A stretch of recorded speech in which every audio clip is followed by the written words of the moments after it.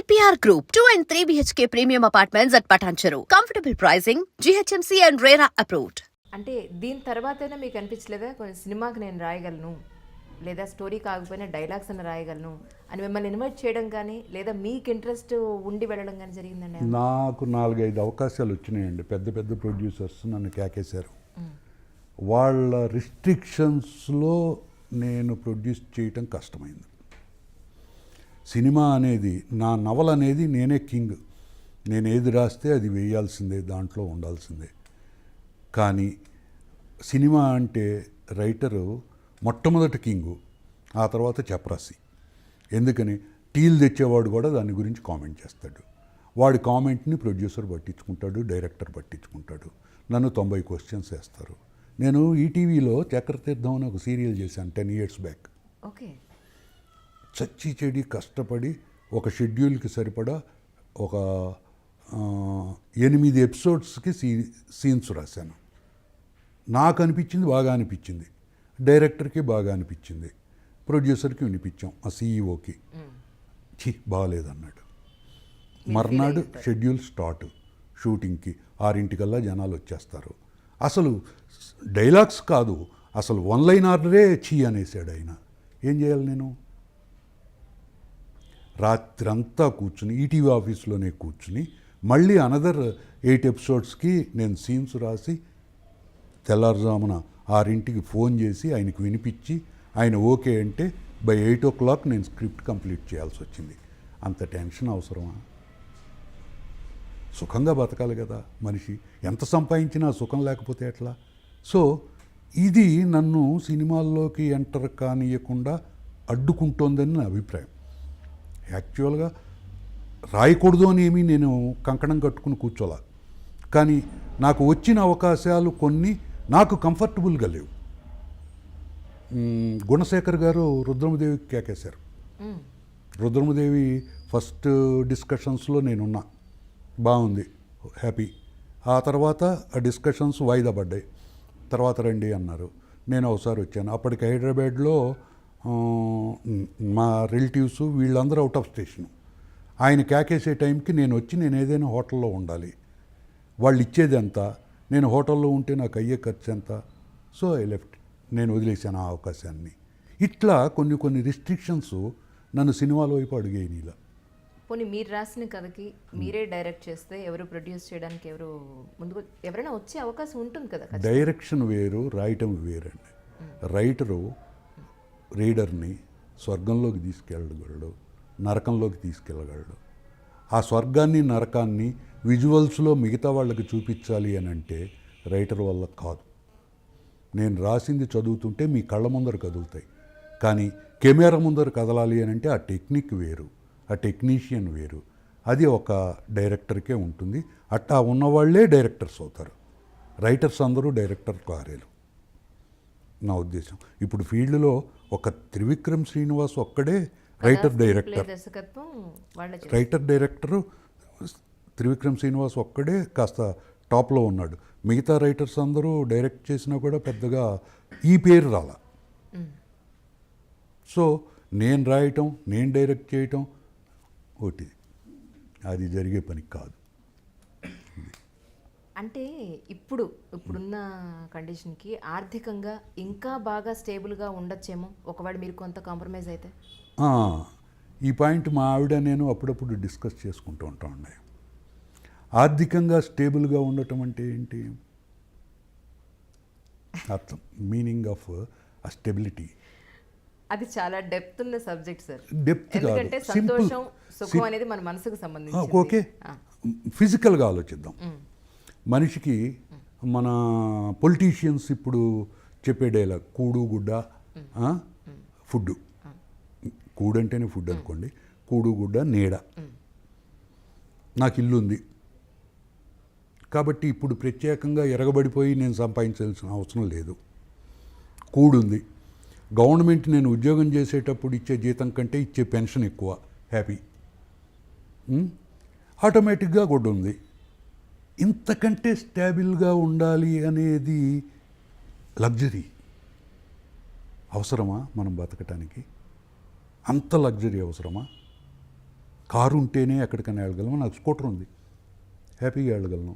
బయట సమాజంలో ప్రపంచంలో ఎలా అయిపోయింది, మనల్ని చూసి, మనం వేసుకున్న బట్టలు చూసి, మనం వేసుకున్న గోల్డ్ చూసి, వాచ్ చూసి, ఫోన్ చూసి, మనం వేసుకున్న చెప్పులు చూసి, మనం వచ్చిన కారు చూసే మనకు వాల్యూ కదా, చూస్తున్నారు కదా మీరు కూడా కదా. అలాంటప్పుడు మరి దానికోసమన్నా, మన కోసం కాదు, వాళ్ళ కోసమన్నా మీరు అలా ఉండాలి. ఇందాక మీకు వేసిన ప్రశ్నే, మీరు ఇక్కడికి వచ్చినప్పుడు మధుబాబు ఎక్కడ ఉంటాడు అని చెప్పేసి అడిగారు. ఎవరన్నా చెప్పారా? ఎవరికి తెలియదు అన్నారు. నాకేమన్నా నష్టం వచ్చిందా? తినే తిండి ఏమన్నా ఎక్కట్లేదా? నాకు నా సంపాదన ఏమన్నా తగ్గిందా? ఇంత సింపుల్సిటీ వల్ల మీరు సాధించింది ఏమిటి అనేది నాకు ఇంత సింపుల్సిటీ వల్ల నేను కోల్పోయింది ఏంటో చెప్పండి మీరు. ఏం కోల్పోయాను నేను? అంటే సమాజంలో మీకు ఒక గుర్తింపు, మీకు ఒక స్టేచర్. రైటర్గా నాకు ఉన్న గుర్తింపు నాకు తెలియదు సాదిక్ భాయ్ చెప్పేదాకా. సాదిక్ భాయ్ తెలుసు కదా, తోపుడు బండి సాదిక్ భాయ్. అవును, ఆయన నాకు చెప్పాడు నీకు ఇంతమంది అభిమానులు ఉన్నారని. అంతవరకు నాకు తెలియదు. మీరు ఎంత దుర్మార్గులు అంటే మీ రాసిన రాతలతోటి చాలా మందికి మీ సిగరెట్ అలవాటు చేశారు. మీరు మందు కూడా అలవాటు చేశా. ఇప్పుడు డబ్బులు నేను ఇవ్వలేదు కదా, వాళ్ళకి డబ్బులు ఇచ్చి నువ్వు తాగు అనలా. నేను నా అలవాటును నేను నా పుస్తకాల్లో పెట్టాను. అది చూసి చెడిపోయేటట్టయితే మంచి బోళ్ళు అంత రాశాను కదా, మరి దాన్ని చూసి మంచివాళ్ళు అవ్వాలి కదా. కాబట్టి పుస్తకం చదివి నేను రాసేవన్నీ కాలక్షేపం పుస్తకాలు, జస్ట్ ఫర్ ది ఎంజాయ్మెంట్. ఎటువంటి టెన్షన్స్ ఉన్నా నా పుస్తకం చదివితే మేము రిలాక్స్ అయిపోతామండి అని నాకు చెప్పిన వాళ్ళు చాలామంది ఉన్నారు. ఆ రిలాక్సేషనే నేను చూసుకున్నాను తప్పితే నేను వీళ్ళని జడగొట్టాలి లేకపోతే వీళ్ళని బాగు చేయాలని ఎప్పుడు రాయాలి. ఇందాక చెప్పాను, సామాజిక స్పృహ, దేశ సేవ ఇట్లాంటివి నాకు అనవసరం. కానీ అండర్లైన్గా నా పుస్తకాల్లో నా క్యారెక్టర్స్ ప్రభుత్వాన్ని సమర్థిస్తాయి. ఏ పార్టీ అయినా. షాడో మన సార్వభౌమాధికారాన్ని క్వశ్చన్ చేసే ఏ శక్తినైనా అడ్డగోలుగా ఎదిరిస్తాడు. అది 90 పార్టీలు ఉండొచ్చు, అధికారంలోకి ఏదో ఒక పార్టీ రావచ్చు, పార్టీ పరంగా ఇతను అభిమానించడు. ప్రభుత్వానికి విధేయుడు. నా రీడర్స్కి నేను అదే నేర్పానేమో. గవర్నమెంట్ని గౌరవించండి అంటే గవర్నమెంట్ పెట్టే చట్టాలని గౌరవించండి. వాళ్ళు cigarette is injurious to health అన్నారా, మానేయచ్చు.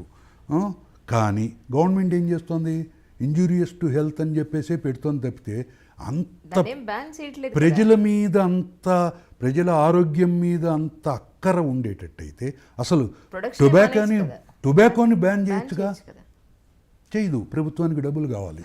ప్రభుత్వమే ఇట్టా 2 పద్ధతులు ఆలోచిస్తుంటే మరి జనాలు ఊరికే ఒక పద్ధతిలో ఎట్లా ఆలోచిస్తారు? మరి ప్రభుత్వానికి సపోర్ట్ చేస్తూ మీ హీరోని ఎలా నిలబెట్టారు? ఇది ఒక్కటే కాదు కదా, ప్రభుత్వం ఒక టొబాకో సమస్య కాదు కదా, మిగతా సమస్యలు అదే పరిస్థితి, చట్టాలు ఇంప్లిమెంటేషన్ అయినా అదే పరిస్థితి. ప్రతి మనిషికి మంచి గుణాలతో పాటు కొన్ని చెడ్డ గుణాలు కూడా ఉంటాయి.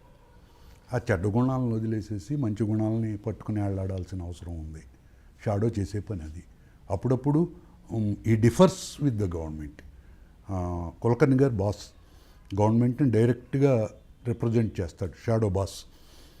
ఆయన కొన్ని చెప్తాడు. షాడో అడ్డగోలుగా ఎదురు తిరిగి నేను అట్టా చెయ్యను అని చెప్పేసిన కథలు ఉన్నాయి, చెడు అయితే. కానీ in general is committed to serve the government. Okay, అది ఈ 70 సంవత్సరాల ఈ జర్నీలో సాదిక్ గారు ఎప్పుడు పరిచయం అయ్యారు మీకు? ఎలా పరిచయం? సాదిక్ గారు తోపుడు బండితో పరిచయం అయ్యారండి. I was excited. నేను బాగా ఇంప్రెస్ అయ్యాను. ఇప్పుడు జరుగుతున్నది ఇది బహుశా నాకు స్వార్థమై కూడా అనొచ్చు మీరు. 20 సంవత్సరాల క్రితం వరకు ప్రతి వాళ్ళకి తెలుగు చదవటం వచ్చు. 20 years నుంచి అసలు తెలుగు చదవటం అనేది యంగర్ జనరేషన్లో పోయింది. అసలు రీడింగ్ హ్యాబిట్ పోతుంది. అర్థం కావు అసలు లేదు. పుస్తకం ముట్టుకోవటం అనేది సెల్ ఫోన్లు పట్టుకోవటమును కంప్యూటర్స్ ముందర కూర్చోవటమే తప్ప బుక్ పట్టుకోవటం అనేది లేదు. సాదిక్ భాయ్ చేస్తున్న పని ఏంటంటే రీఇంట్రడ్యూస్ చేస్తున్నాడు పుస్తకాన్ని. కనీసం పట్టుకుని ఆ బొమ్మలు చూసినా కూడా వాడికి ఎంతో కొంత 100 మందిలో ఇద్దరికైనా ఆ అలవాటు ఏర్పడుతుంది. పుస్తకము దాంట్లో చక్కటి మాటలు ఉంటాయి, లేకపోతే బొమ్మలు ఉంటాయి, చూడొచ్చు అని చెప్పేసి ఇట్టా ఆ రీడింగ్ హ్యాబిట్ రీక్రియేట్ అయ్యేటట్టయితే నాలాంటి రైటర్స్ హ్యాపీగా బతుకుతారు. కాబట్టి నా స్వార్థం. సాదిక్ బాయ్ని నేను అభిమానించడానికి కారణం నా స్వార్థం. ఎన్నాళ్ళు స్నేహం అండి మీ ఇద్దరిది? మాది 2 సంవత్సరాల నుంచి అండి. అవునా? అంటే నేను ఇప్పుడు అదే అడుగుతున్నాను. సెల్ ఫోన్లు వచ్చేసాయి, ఇంటర్నెట్లు వచ్చేసాయి, టెలివిజన్ అనండి, కంప్యూటర్ అనండి, పుస్తకాన్ని చదివేది ఎవరు? మీ లైఫ్ సర్వైవల్ ఎలా అనుకుంటున్నారు? పుస్తకాన్ని చదివేది ఎలాగ ఇప్పుడు అసలు? ఓకే, మీకు పెన్షన్ వస్తుంది, నేను దాన్ని కాదనట్లేదు. పుస్తకాన్ని చదివేవాళ్ళు ఎంతమంది ఉన్నారు ఈ రోజున? దానికి మీరు ఎలా అప్డేట్ అవుదాం అనుకుంటున్నారు? 70 ఏళ్ళు వచ్చిన తర్వాత ఇంకా అప్డేట్ ఏంటండి? అలా అంటే 70 ఏళ్ళు వచ్చినా హీరో చేసేవాళ్ళు లేరు. హార్డ్ డిస్క్ 70 సంవత్సరాలు బంద్ చేసింది, ఎప్పుడు హ్యాంగ్ అవుతుందో తెలియదు. కాబట్టి దాని గురించి సీరియస్గా నేను ఎప్పుడూ ఆలోచించలేదు. What I can do is ఓపిక ఉన్నంత వరకు ప్రొడ్యూస్ చేయటమే. ఇప్పుడు యాక్చువల్గా 70 సంవత్సరాలు వస్తే చేతులు వణికేసేసి, కాళ్ళు వణికేసేసి, తల ఇట్ట ఇట్ట అనేవాళ్ళని నేను చాలామందిని చూసా. బై గాడ్స్ గ్రేస్ నాకు ఇంకా స్టేజ్ రాలేదు. మీరు చక్కటి ఆరోగ్యంతో ఉన్నారు, ఉంటారు కూడా. ఆరోగ్యం అని అనకండి, బీపీ వచ్చింది, షుగర్ వచ్చింది, అన్నీ వచ్చేసినాయి. కాకపోతే వాటిని నేను లెక్క చేయట్లేదు బికాజ్ ఆఫ్ షాడో. ఎందుకనంటే షాడో కంప్లీట్ మార్షల్ ఆర్ట్స్లో స్పెషలిస్టు, బాడీ ఆరోగ్యకరమైన విషయాల్లో చాలా శ్రమ తీసుకున్నవాడు. షాడోకి ఎక్కడి నుంచి వచ్చినాయి అంటే నేను కరాటే నేర్చుకున్నాను. I'm brown belt in karate. చెప్పాను కదా, 10 కిలోమీటర్స్ జాగ్ చేసేవాడిని. ఇప్పుడంటే మానేసేసి పొట్ట పెంచుకున్నాను, అది వేరే విషయం. కానీ ఆ గుడ్ హ్యాబిట్స్ వచ్చేసేసి నా ఆరోగ్యాన్ని ఇంతవరకు స్టేబుల్గానే ఉంచినాయి. ఈ షుగర్లు, బీపీలు వచ్చినా కూడా నన్ను చెప్పండి, ఈరోజు అందరికీ ఉన్నాయి, చాలా మంది 50% పైగా ఉన్నాయి. కాబట్టి నేనేమి 70 ఇయర్స్ వచ్చినా కూడా వాటిని నేను కేర్ చేయకపోవటానికి కారణం నా ఆరోగ్యము. అందువల్ల నేనేమన్నా ఇంకా రాయాలని చెప్పేసి అనుకుంటున్నాను. కానీ ఎంతకాలం? ఇప్పుడు నేను దేశాన్ని మార్చేసేసి రీడింగ్ హ్యాబిట్స్ అందరికీ క్రియేట్ చేసేసి సాదిక్ బాయ్తో కలిసి తోపుడు బండి వెనకాల ఒక ప్లాకార్డు పట్టుకుని వెళ్ళగలనా? Definitely no. ఇదే 10 సంవత్సరాల క్రితం అయితే ఆయన తోపుడు బండి పరిచయం ఉన్నట్టయితే, ఆయన తోపుడు బండి మొదలెట్టున్నట్టయితే ఆయనతో పాటు నేను జంగిల్స్ అనేది తిరిగేవాడిని. కానీ ఇప్పుడు ఓపిక లేదు. ఎందుకనంటే ఈ ప్రాబ్లమ్స్, హెల్త్ ప్రాబ్లమ్స్, సిగరెట్ల మూలాన వచ్చిన ప్రాబ్లమ్స్. అది ఇది చెప్పాలి ఏంటంటే కరాటే, బ్రూస్లీ సినిమాలు కూడా రాని క్రితమే మీరు కరాటేని మీ రచనల ద్వారా ఇంట్రడ్యూస్ చేశారు సమాజానికి. దాని తర్వాతే బ్రూస్లీ సినిమాలు అనండి, కరాటే అనండి వచ్చింది. అప్పుడు ఒక విధంగా పెద్ద రెవల్యూషన్ కదండి. బాగా కదా. మీ కథలు చదివిన వాళ్ళు ఆ పైన బొమ్మలు చూసి ఎంతోమంది కరాటే నేర్చుకున్నారు. నేను రాస్తున్నప్పుడు ఎంయూస్ పబ్లికేషన్స్ ఎండి శెట్టి గారు, ఏంటిది ఎగిరితంటం ఏంటి, ఫ్లయింగ్ కిక్ ఏంటి, ఏం రాస్తున్నావు అనేవాడు. నేను రాస్తున్నాను సార్ ఏదో ఒకటి, మామూలుగా అందరూ గుద్దుతారు, తంతారు, నేనేదో రాశాను కదా వదిలేయండి సార్ అనేవాడిని. ఆయన పట్టించుకునేవాడు కాదు. గ్రెనేడ్ గ్రూప్ అని చెప్పేసి ఒక నవల రాశారు. మీ ఫేవరెట్ కదా అది కూడా? మీ ఫేవరెట్స్లో అది కూడా ఒకటి. పాపులర్, ఫేవరెట్ అని కాదు, దానికంటే ఫేవరెట్స్ ఉన్నాయి. పాపులర్ దాంట్లో ఆల్మోస్ట్ ఈ ఫైటింగ్స్ హై పిచ్లో జరుగుతాయి. షాడోకు ఎవడి మీద కోపం వచ్చి ఒకే ఒక తంతాడు, వాడు తల పగిలిపోయి చచ్చిపోతాడు. అంత వైల్డ్గా ఉంటాయి ఆ ఫైట్స్. ఆయన అప్పుడు ఏదో అనారోగ్య కారణంగా హాస్పిటల్లో ఉన్నాడు. ఆయనకేంటి, స్క్రిప్ట్ తీసుకెళ్ళంగానే ఆయనకి చదివి వినిపించాలి, లేకపోతే ఒప్పుకునేవాడు కాదు. సరే హాస్పిటల్లో ఉండగానే రా చదువు అన్నాడు, చదివి వినిపించా. ఏంటిది అన్నాడు. ఏదో రాసేసాను సార్ అన్న. Third day enter the dragon release అయింది. ఎంటర్ ది డ్రాగన్ రిలీజ్ అయిన తర్వాత అంతవరకు నా పుస్తకాలు 3,000, 3,500 కాపీలు సేల్స్, 15,000కి రైజ్ అయిపోయినాయి నా బుక్స్. అప్పుడు క్యాకేసి నాకు 1,000 రూపాయలు, అప్పటికి 500 ఇచ్చేవాడు బుక్కి, 1,000 రూపాయలు చేశాడు.